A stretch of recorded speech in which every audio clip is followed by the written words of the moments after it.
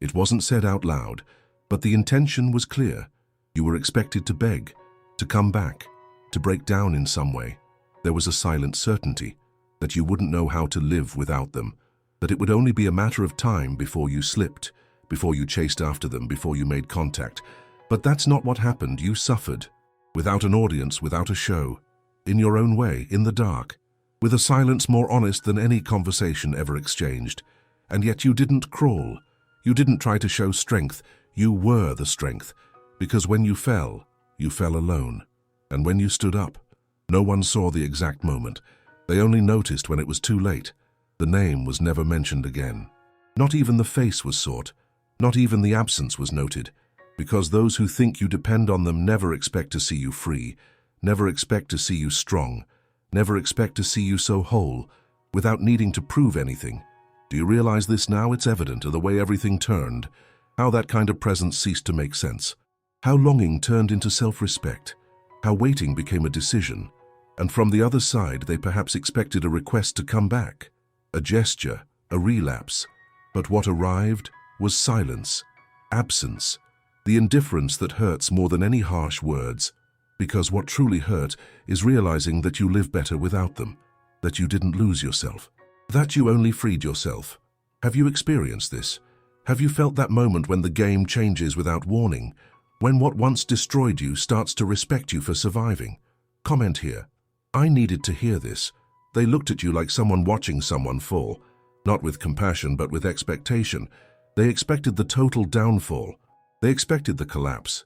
They expected the scene that would justify the abandonment, as if your world had to crumble just because they chose to leave, as if your life had to fall apart just so someone could feel important. But you didn't crumble. You had the hours of silence, yes. You had the days when you didn't want to get up. You had the nights when you couldn't sleep. But the destruction they imagined didn't happen, and it wasn't because it hurt less. It was because it hurt everything. And still, you stayed. You stood tall, even when you didn't know how. You stood tall, with no one to applaud, no one to ask if it hurt, no one to hold you by the shoulder. Do you know what it's like to cross the end of a story with no one waiting for you on the other side? You do, and that changes everything.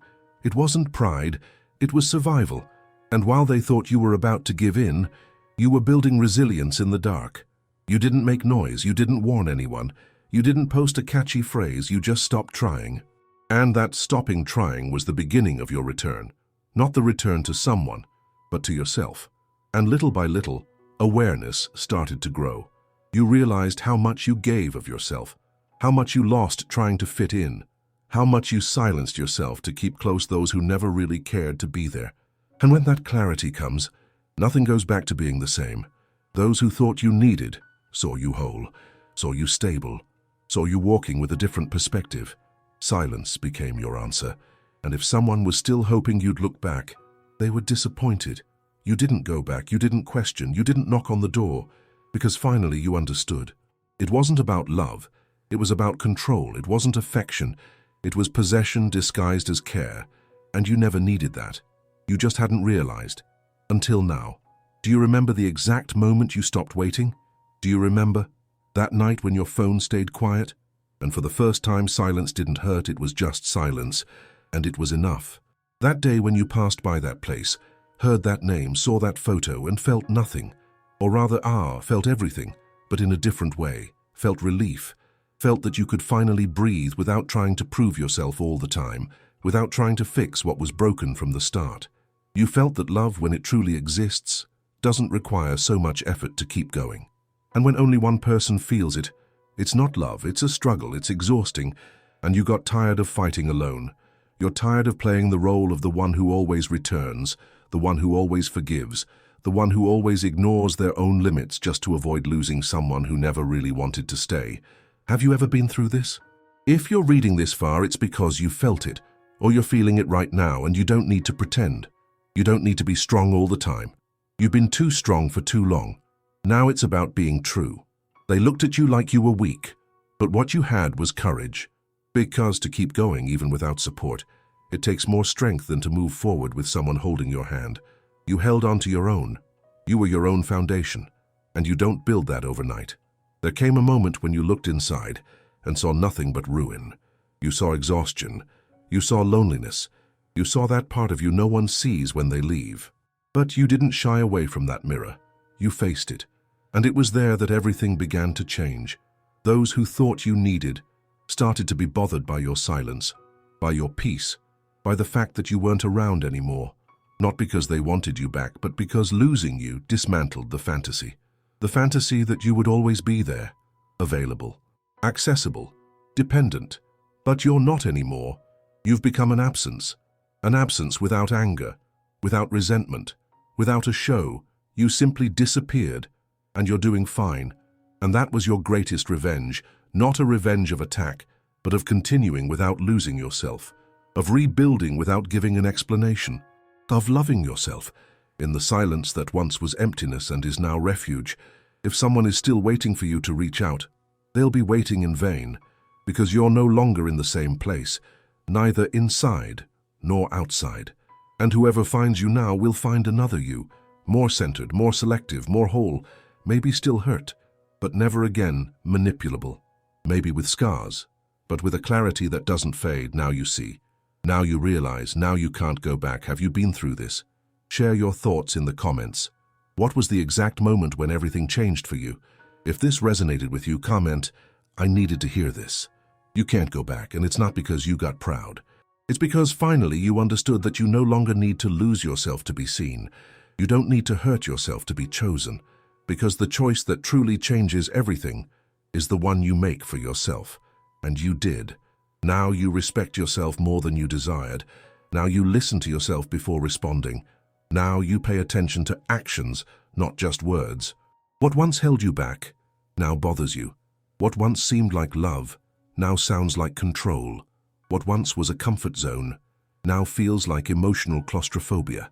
Those who thought you needed them didn't notice the change. It took them time to recognize the silence. It took them time to understand that you didn't disappear out of spite. You vanished because going back would be betraying yourself. And those who fed off your dependency now feel hungry because what gave them power was your insecurity. It was your fear of being alone. It was your habit of saving those who only knew how to drain you. You no longer have that. And that scares them. It scares those who only knew how to approach your neediness. It scares those who always relied on your guilt. It scares those who confused your generosity with weakness. But now it's too late, because the wound that made you vulnerable has turned into a scar, and a scar is a sign that you felt but survived. And those who thought you would drag yourself saw you move on. They saw you carry on. They saw you blossom in silence, without needing to prove anything, without needing to show off, without needing to hurt, and that is more uncomfortable than any scream, because when you heal, you don't need to punish anyone. Your peace is already the answer. Can you see that now? The difference between being alone and being at peace, between the absence of company and the presence of yourself. Before everything hurt. Now some things simply don't make sense anymore. You no longer want the same conversations. You no longer want the same games. You no longer want to live on emotional scraps. And the truth? You no longer have the energy to pretend that everything is fine when it's not. Now you only stay where it's light, where you can breathe without fear, where you can be whole without needing to prune yourself to avoid bothering anyone. And so those who thought you needed, today are the ones who watch quietly, because the game has changed. No revenge, no payback, just clarity. Do you remember the last time you begged? Maybe you don't even want to remember. Maybe you're ashamed of it now, but don't be. That was also part of the process. It was necessary, it was human, it was intense, but you're no longer there. You're no longer in that version of yourself that bowed down out of fear of being left behind. Now, if someone turns their back, you just don't chase after them anymore, not out of disdain, but out of maturity, out of respect. You know how much you've sacrificed. And you won't allow yourself to be undervalued by anyone anymore. If someone wants to be with you, let them be all in. If they can't be whole, then don't even try to come in. Have you noticed how your silence speaks volumes now? How your absence weighs more than 1,000 words? How your distance becomes a reflection, because those who lost you now hear themselves in the echo of your absence. Now they feel what you used to feel. Now they realize what you already knew. But it's too late. You're not going back. You only move forward, with a new perspective, with a new heart, with a renewed faith in yourself. If you've made it this far, comment, "I've gone to the end and I'm not going back." Or tell me, what was the turning point in your story? If this message resonated with you, share it. Someone needs to hear this now. There are layers that only reveal themselves when you stop running away from who you are. And that's what we're talking about now, about no longer running away because it reached a point where even continuing to suffer was preferable to deceiving yourself again. Preferable to submitting. Preferable to staying silent once more just to keep close those who didn't have the courage to stay for real. And that's when the key turns.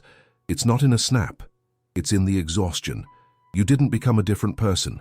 You just got tired of being interrupted. And when you get tired, something changes. You start to choose more thoughtfully, to listen with more intention, to stand your ground more firmly. You begin to recognize who deserves your time and who only approaches when they sense you're weakened. The truth? You already know. You've always known. But now you're not pretending you didn't see it. You no longer wait for that kind of care that never came. You don't feed that battered hope that only served to keep you tied down. Those who thought you would come back are surprised by your silence, because your silence is no longer empty. It's a shield. You don't want to convince anyone anymore, or justify your absence, or explain the decision to leave. You just left and didn't look back. Because looking back now would be a betrayal of your own journey. It would mean discrediting the pain you overcame. It would jeopardize the peace you built on your own.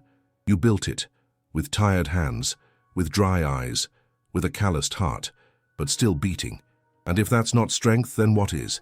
They left you like someone expecting you to beg, but you chose to be silent, chose to step back, chose to heal without an audience, and that disarms, because no one expects you to heal quietly. No one bets you'll find yourself without needing to hurt back. But that's exactly what you did. And those who thought you were dependent saw you walk with dignity, even after everything, even with a marked chest, even with unresolved stories still inside. You moved on, and that's when everything began to shift. The emotional scale tipped, and those who once controlled you now feel your absence like a thorn lodged in their pride, because you disappeared. And what was expected was noise. It was drama. It was desperation. But what came was maturity. You didn't care, didn't respond, didn't send a message. You withdrew. And that is worth more than 1,000 words. Today you sleep differently. Maybe you still have insomnia, but it's different now. It's the insomnia of someone who has peace, but is still learning to live with it. You wake up changed. Maybe you still feel weight, but it's a different kind. It's the weight of the responsibility to be who you've always been, no longer hiding. And this starts to change everything. Your choices, your voice, your gaze, your rhythm. You don't need to chase anymore. Now, anyone who wants to walk with you will have to keep up, with ease, with truth, with respect. And those who can't will be left behind, but this time without you. Did you feel that? Did you feel something inside you turned into solid ground? Because now you step where you once trembled. Now you breathe where you once suffocated. Now you decide where you once explained yourself. This has a name, freedom, but not the superficial kind, not the freedom to do whatever you want. It's the freedom of no longer needing to be accepted, of not depending on anyone's validation to exist. It's the freedom that comes after pain, after loneliness, after emptiness. And now that you've felt this, no one can take it away. They can try to confuse you, they can try to provoke you, they can even try to come back. But you're not the same anymore, you know. You perceive, and that's enough.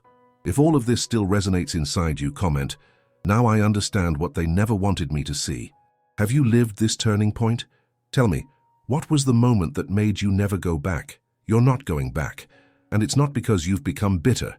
It's because you learned to treat yourself with the care you've always given to others. It's because you understood that those who only love you when you stay silent don't love you. They use you. Now it's a different time. Now anyone who wants to stay will have to learn to remain without suffocating you. They will have to know how to handle your wholeness, your silence, your decision not to yield anymore. Those who thought you needed them see you as distant, not out of arrogance, but because now it's you who chooses who gets to enter. There's no more comeback. There's only going inward, and no one can take that away from you. So keep this in mind. You survived. You stood back up. You realized who you are without needing to adapt. And that realization is what can be frightening. It's what dismantles those who underestimated you. It's what builds your new life. From now on, no one will hold you back out of neediness. No one will silence you out of fear. No one will belittle you with false affection. You are not alone, you are free. And if this video resonated with you in a place that few usually reach, help me spread this truth further. Share this video with someone who still thinks they need to beg for love.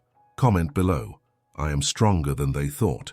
Or share, "What was the moment when you decided not to go back anymore?" If this made sense to you, give it a like. It shows YouTube that this content matters. And if you want to keep receiving messages like this, subscribe to the channel. Here, you won't be interrupted in the midst of your pain. Here, the conversation is real. We're not done. This video was just the beginning of your liberation. Click on the next one that's appearing on the screen. It will touch on an even deeper point, the guilt that wasn't yours. I'll see you there.